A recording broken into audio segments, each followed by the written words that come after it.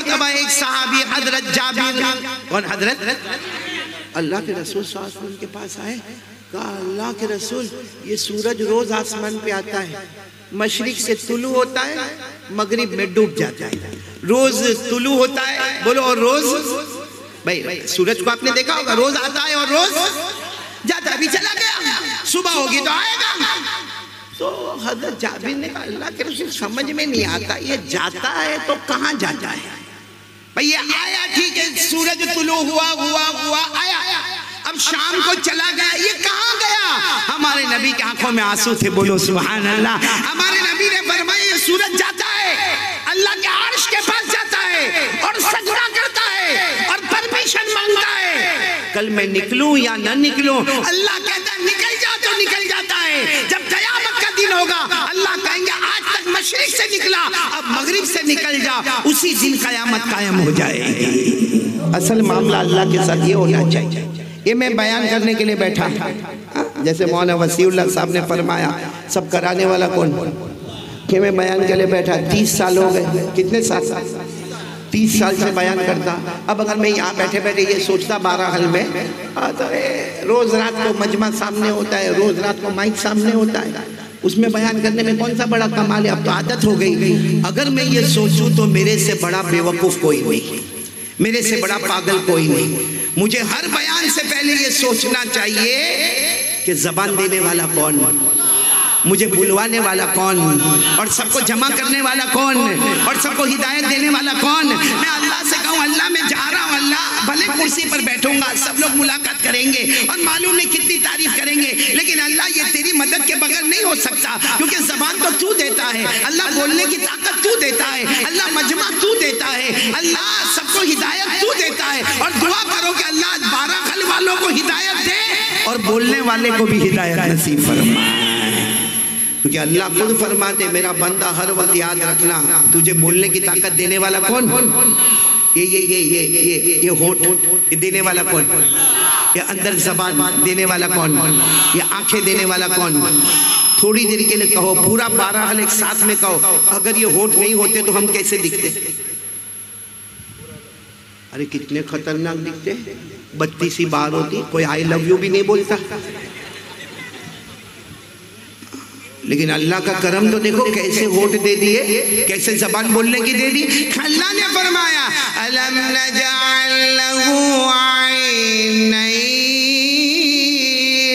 بھائی قرآن تو یاد ہوگا نا آپ کو اتنا تو جو یاد ہو میرے ساتھ میں پڑھے نا، علماء کرام ماشاءاللہ بیٹھے ساتھ میں پڑھے نا، أَلَمْ نَجْعَلْ لَهُ عَيْنَيْنِ وَلِسَانًا وَشَفَتَيْنِ وَهَدَيْنَاهُ النَّجْدَيْنِ۔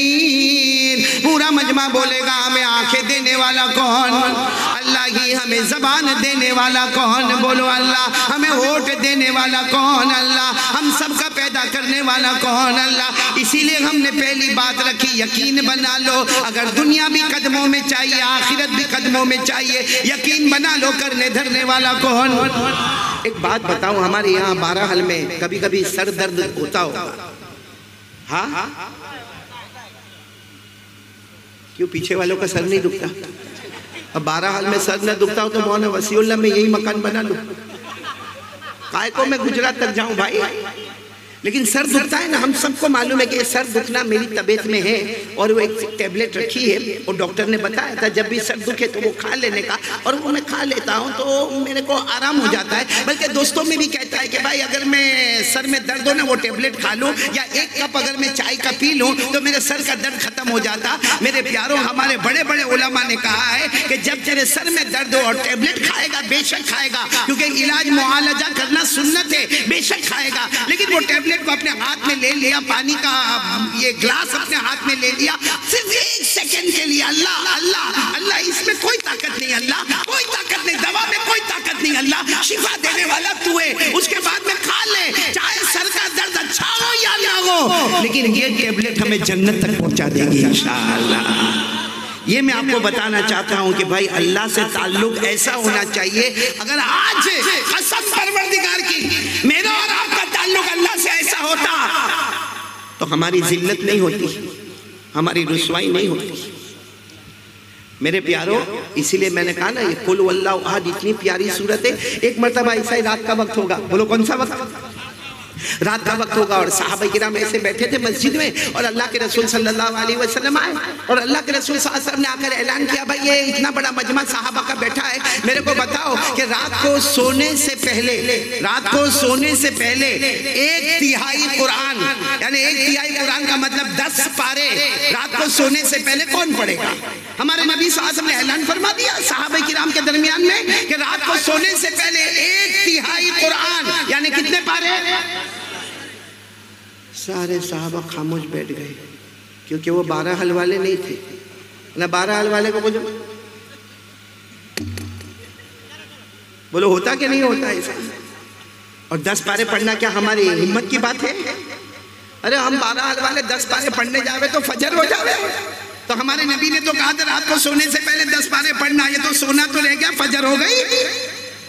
تو ہمارے نبی صلی اللہ علیہ وسلم نے صحابہ کو پوچھا، حالانکہ صحابہ عربی زبان والے تھے، مہارت والے تھے، لیکن ہمارے نبی صلی اللہ علیہ وسلم نے فرمایا کون رات کو سونے سے پہلے 1/3 قرآن پڑھے گا، یعنی 10 پارے پڑھے گا؟ صحابہ کرام نے کوئی جواب نہیں دیا. کہہ دو سبحان اللہ، کہہ دو سبحان اللہ. ہمارے نبی نے کیا فرمایا؟ قال رسول اللہ صلی اللہ علیہ وسلم اقرأوا سورة الإخلاص فإنها تعدل ثلث القرآن. ہمارے آقا صلی اللہ علیہ وسلم نے فرمایا او میرے صحابہ جاؤ اپنے گھر میں جا کے بھی اعلان کر دو، ایک مرتبہ بستر پر جانے سے پہلے قل هو اللہ احد پڑھ لینا، 10 پارہ پڑھنے کا ثواب مل جائے گا. اور میں کہتا ہوں اگر کوئی 2 مرتبہ پڑھ لے 20 پارے پڑھنے کا ثواب مل جائے گا. اور کوئی 12 گل والا، کوئی میری ماں، کوئی میری بہن، کوئی میری بیٹی اور کوئی میرا دوست آج رات کو بستر پر جانے سے پہلے 3 مرتبہ قل هو اللہ احد پڑھے گا، اس کے بعد اپنے بستر پہ جا کر لیٹے گا، ہمارے نبی فرماتے جاؤ پورا قرآن پڑھنے کا ثواب نصیب ہو گیا.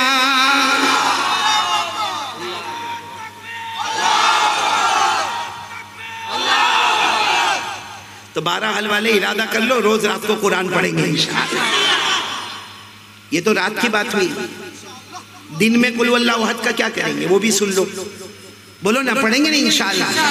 یہ سب کام کاج کرتے کرتے ہو جائے گا، کوئی الگ سے اپنے کو ٹائم نکالنے کی ضرورت نہیں. سنتے جانا. ہمارے آقا صلی اللہ علیہ وسلم بیٹھے، صبح کا وقت ہے، صحابہ کرام بھی بیٹھے. ہمارے نبی نے کیا فرمایا؟ ہمارے آقا صلی اللہ علیہ وسلم نے فرمایا او میرے امتیوں، اپنے اپنے گھروں میں بھی یہ پیغام ہونا چاہیے اگر کوئی 10 مرتبہ قل واللہ احد پڑھے گا اللہ جنت میں ایک محل بنا دے گا. کتنی مرتبہ؟ جنت میں ایک محل.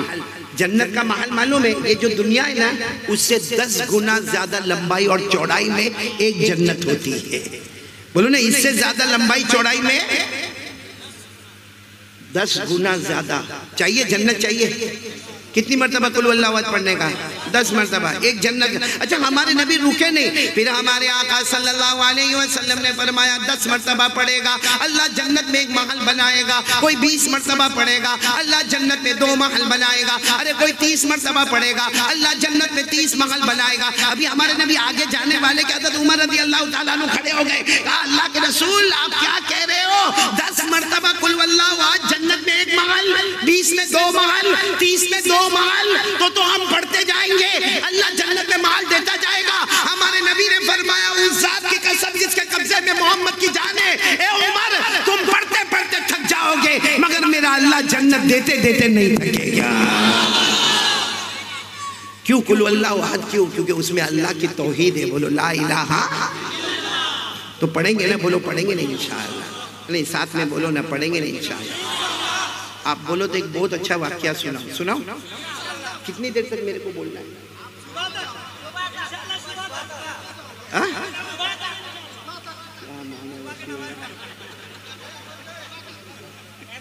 معلوم ہے ابھی میرے کو ہمارے وہ بیٹا شاہ نواز جو ہے نا اور یہ اشرف یہ بھی بڑا عجیب و غریب آدمی ہے.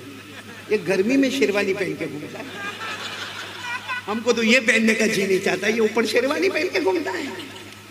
معلوم نہیں تیری بیوی بولتی ہوگی تو بہت خوبصورت دکھتا ہے. آپ کو ایک عجیب بات بتاؤں گا.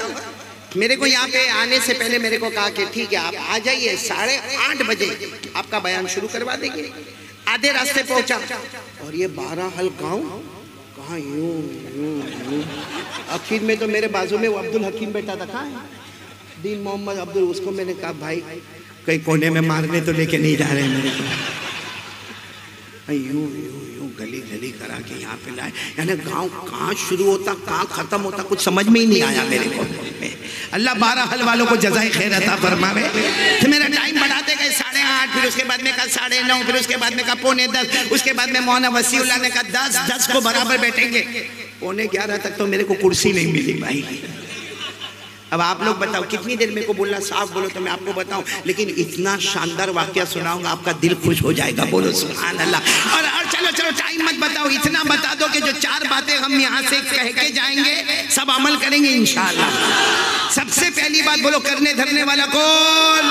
پورا مجمع ساتھ میں بولے گا. ہم سب کا پیدا کرنے والا کون ہے. بولو اللہ. ہمیں کھلانے والا کون ہے. اللہ. آواز نہیں آ رہی. ہمیں پلانے والا کون. اللہ. آسمان و زمین کا پیدا کرنے والا کون. اللہ. یہ سورج اور چاند کا پیدا کرنے والا کون. اللہ. یہ رات کو دن میں دن کو رات میں بدلنے والا کون. اللہ. ارے زندے کو مردہ پھر مردے کو زندہ کرنے والا کون. اللہ. ایک مرتبہ ایک صحابی حضرت جابر. کون حضرت. اللہ کے رسول صلی اللہ علیہ وسلم کے پاس آئے. کہا اللہ کے رسول یہ سورج روز آسمان پہ آتا ہے. مشرق سے طلوع ہوتا ہے مغرب میں ڈوب جاتا ہے. روز طلوع ہوتا ہے. بولو. اور روز بھائی سورج کو آپ نے دیکھا ہوگا روز آتا ہے اور روز جاتا ہے. ابھی چلا گیا صبح ہوگی تو آئے گا. تو حضرت جابر نے کہا اللہ کے رسول سمجھ میں نہیں آتا یہ جاتا ہے تو کہاں جاتا ہے. بھئی یہ آیا ٹھیک ہے سورج طلوع ہوا آیا. اب شام کو چلا گیا. یہ کہاں گیا. ہمارے نبی کی آنکھوں میں آنسو تھے. بولو سبحان اللہ. ہمارے نبی نے فرمایا یہ سورج جاتا ہے اللہ کے عرش کے پاس جاتا ہے اور سجدہ کرتا ہے اور پرمیشن مانگتا ہے کل میں نکلوں یا نہ نکلوں. اللہ کہتا ہے نکل جا تو نکل جاتا ہے. جب قیامت کا دن ہوگا اللہ کہیں گے آج تک مشرق سے نکلا اب مغرب سے نکل جا. اسی دن قیامت قائم ہو جائے گی. اور پھر ہمارے نبی نے فرمایا یہ تو قرآن میں لکھا ہوا ہے جابر. یہ تو قرآن میں لکھا ہے کہ سورج کس کی اجازت سے آتا ہے. قرآن میں سورہ یاسین. سورہ یاسین تو یاد ہوگی. ہاں یا نہیں یاد ہے نا. تو میرے ساتھ میں پڑھو نا. سورہ یاسین میں لکھا ہے سورج ڈوبتا ہے پھر کیا کرتا ہے. اللہ نے فرمایا سورہ یاسین میں وَالشَّمْسُ تَجْرِي. پڑھو. وَالشَّمْسُ تَجْرِي لِمُسْتَقَرٍّ لَهَا ذَلِكَ تَقْدِيرُ الْعَزِيزِ الْعَلِيمِ وَالْقَمَرَ قَدَّرْنَاهُ مَنَازِلَ حَتَّى عَادَ كَالْعُرْجُونِ الْقَدِيمِ. بولو سبحان اللہ. تو سب کچھ کرنے دھرنے والا کون. بات کس کی چل رہی تھی کہ قل هو اللہ. ایک بات بتاؤں آپ کو. غزوہ تبوک. بولو کون سا غزوہ. ایک غزوہ ہوا جس کا نام غزوہ تبوک. اس میں اللہ کے رسول صلی اللہ علیہ وسلم نے پہلے سے اعلان فرما دیا بہت دور جانا ہے اور دیر کے لیے جانا ہے اور مال کی بھی بہت ضرورت ہے. بلکہ قرآن نے بھی کہا کہ بہت دور جانا جس کے پاس جتنا ہو دے دے. بولو جس کے پاس جتنا ہو. اللہ نے فرمایا من ذا الذی یقرض اللہ قرضا حسنا فیضاعفہ لہ اضعافا کثیرا. اللہ تبارک و تعالیٰ فرماتے آج اللہ آپ سے قرض مانگتا ہے. غزوہ تبوک میں جانا ہے. میرے مصطفیٰ بہت دیر کے لیے لے کے جا رہے ہیں بہت دور لے کے جا رہے ہیں. جس کے پاس جتنا ہو سکے مالی قربانی دے دے. آپ کو معلوم ہے بہت دور جانا تھا. مدینے سے کہاں جانا تھا. تبوک. نام یاد رکھو. مدینے سے تبوک. تبوک بہت دور. معلوم ہے ایک صحابی بہت بیمار بخار بھی بہت ہاتھ پاؤں میں طاقت بھی نہیں. اور وہ صحابی ایک جھوپڑے میں رہتے تھے. وہاں سے انہوں نے ایک لیٹر لکھا. کس کو لیٹر لکھا. ہمارے آقا صلی اللہ علیہ وسلم کو. دیکھو لیٹر میں کیا لکھتے. لکھا السلام علیکم میرے پیارے نبی آپ نے اور اللہ نے کہا ہے کہ تبوک میں آنا ہے لیکن اللہ کے رسول میں بہت بیمار ہوا. اللہ کے رسول مجھ سے چلا بھی نہیں جاتا مجھ سے اٹھا بھی نہیں جاتا مجھ سے کھایا بھی نہیں جاتا پیا بھی نہیں جاتا. 2 آدمی کا سہارا لیے بغیر تو میں چل بھی نہیں سکتا. تو اللہ کے رسول میں اگر نہیں آؤں آپ اجازت دو تو میں تبوک. بولو تبوک نہیں آؤں. لیکن اگر آپ کہو گے آنا ہے تو میں منہ کے بل گھسیٹ کے آؤں گا، راستے میں مر جاؤں گا تو مر جاؤں گا، لیکن آپ کے حکم کو نہیں توڑوں گا. بولو سبحان اللہ. یہ لیٹر جب جناب نبی کریم صلی اللہ علیہ وسلم کے پاس آیا، لکھنے والے بہت غریب صحابی جن کا نام ہے معاویہ. بولو کیا نام؟ یہ وہ معاویہ نہیں جو مشہور معاویہ، وہ نہیں، یہ دوسرے حضرت معاویہ. ان کا نام پورا نام ہے حضرت معاویہ اللیثی. بولو حضرت معاویہ اللیثی. اچھا، ان کا خط جب آیا تو ہمارے نبی کی آنکھوں میں آنسو آ گئے. کتنا پیارا خط لکھا کہ اللہ کے رسول مجھ سے چلا نہیں جاتا، اٹھا نہیں جاتا، بیٹھا نہیں جاتا، کھایا نہیں جاتا، پیا نہیں جاتا، پھر بھی آپ کہو گے تو میں آ جاؤں گا. ہمارے نبی صلی اللہ علیہ وسلم کو لکھنا پڑھنا بولو نہیں آتا تھا. ہمارے نبی نے کسی کے پاس پڑھوایا. جب لیٹر پڑھا گیا ہمارے نبی بہت روئے اور کہا جواب میں لکھ دو تم گھر میں ہی رہو، جو آنے والے کو ثواب ملے گا تمہیں گھر بیٹھے وہ ثواب مل جائے گا. آنے والے کو جو ثواب ملے گا تمہیں گھر بیٹھے ثواب مل جائے گا. چلو تبوک گئے. بولو ہمارے نبی صلی اللہ علیہ وسلم مدینہ منورہ سے پورے قافلے کے ساتھ، بولو کہاں گئے؟ آواز نہیں آ رہی، بولو کہاں گئے؟ اچھا، تبوک پہنچ گئے. ہمارے آقا صلی اللہ علیہ وسلم پہنچ گئے ایک دن ظہر کے بعد. بولو کس کے بعد؟ ظہر کی نماز کے بعد. ہمارے نبی کی آنکھوں میں آنسو ہے. کسی نے آ کر پوچھا کہ اللہ کے رسول ہمارے ماں باپ آپ پر قربان کیا ہوا؟ تبوک تو آ گئے ہم، اب کے چہرے پر رونا کس بات کا؟ ہمارے نبی نے فرمایا وہ جو معاویہ جنہوں نے مجھے خط لکھا تھا ابھی خبر ملی ان کا انتقال ہو گیا. بولو ان کا انتقال ہو گیا. ساتھ میں بولو انا للہ و انا الیہ راجعون. بس ہمارے نبی صلی اللہ علیہ وسلم نے خبر دی کہ ان کا انتقال ہو گیا. اچھا، اتنی خبر دینے کے بعد پھر ہمارے آقا صلی اللہ علیہ وسلم نے کیا فرمایا؟ صحابہ کو فرمایا چلو سب وضو کرو، ابھی جنازے کی نماز پڑھانا ہے. چلو وضو کرو، میں جنازے کی نماز پڑھاؤں گا، آپ سب میرے پیچھے جنازے کی نماز پڑھیں گے. تو صحابہ کرام نے کہا کہ کس کے جنازے کی نماز پڑھانا ہے؟ وہ معاویہ جن کا انتقال ہوا وہ کہاں انتقال ہوا ہے؟ مدینے میں. اور ہم کہاں پر ہیں؟ تبوک میں. اتنے سارے کلومیٹر کا فاصلہ اور آپ کہہ رہے ہو کہ جنازے کی نماز پڑھانا ہے، تو معاویہ تو یہاں پر نہیں ہے. ہمارے نبی نے فرمایا دیکھو آسمان کی طرف دیکھو. سارے صحابہ فرماتے ہم نے آسمان کی طرف دیکھا، ہمیں جنازہ نظر آیا مگر اٹھانے والا کوئی فرشتہ نظر نہیں آیا. لیکن وہ جنازہ آسمان پر آتا گیا یہاں تک کہ ہمارے نبی کے سامنے آ گیا اور ہمارے نبی نے جنازے کی نماز شروع کر دی. بولو سبحان